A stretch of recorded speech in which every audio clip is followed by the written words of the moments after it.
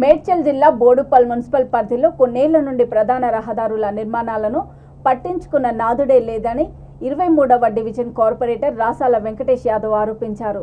Municipal కార్యాలయం ఎదుట colony వాసులు మహిళలతో కలిసి మహాధర్నా నిర్వహించారు. ఈ సందర్భంగా ఆయన మాట్లాడుతూ గుంతల రోడ్లతో జనం ఎన్నో ఇబ్బందులు పడుతున్నారని, ఈ విషయం గురించి సంబంధిత అధికారులకు ఎన్నిసార్లు ఫిర్యాదు చేసినా ఫలితం లేకపోతుందని మండిపడ్డారు.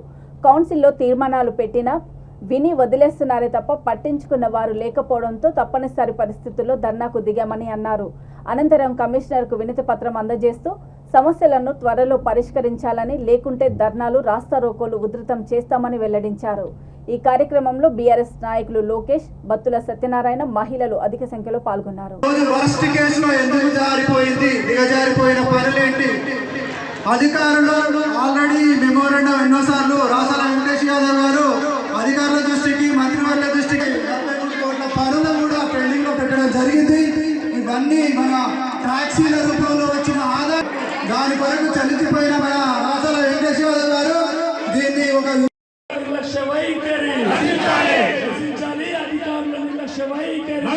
3 గంటల నుంచి మా మహిళా సోదరులు నాతో ఇచ్చేసినట్టు వివిధ కాలనీ పెద్దలు ఎండను లెక్కను చేయకుండా సైతం మా బోడుపల్ గ్రామ ప్రధాన రహదారులు వెంటనే అభివృద్ధి చేయాలి, వివిధ కాలనీలో మరి గుంతలుగా ఏర్పడ్డ రోడ్లు చేయాలి, 43 కోట్లతో 258 తీర్మానాలు చేసి పెండింగ్ పెట్టినారు.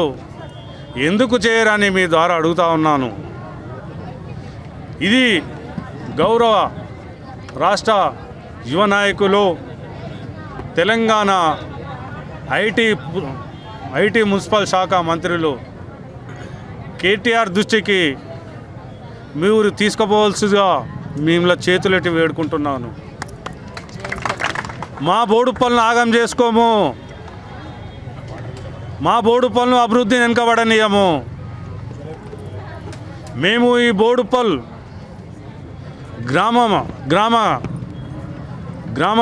నడిబొడ్డున మరి ఈ మట్టిలో మేము జన్మించినాము. మేము మా ఊరును ఖరాబ్ చేసుకోమని సందర్భంగా తెలియజేస్తా ఉన్నాము. గౌరవ మంత్రి గారు దృష్టి తీసుకుపోయి ఈ అధికారులను 3 సంవత్సరాల నుంచి ఎందుకు పని చేయట్లేదు? ఈ ప్రమాదాలకు కారకులైన అధికారులు, ఈ ప్రమాదాలై చనిపోయిన వారికి కారకులైన మున్సిపల్ కార్పొరేషన్ అధికారుల మీద చట్టరీత్యా చర్యలు తీసుకొని క్రిమినల్ కేసు పెట్టవలసిందిగా కోరుతా ఉన్నాము.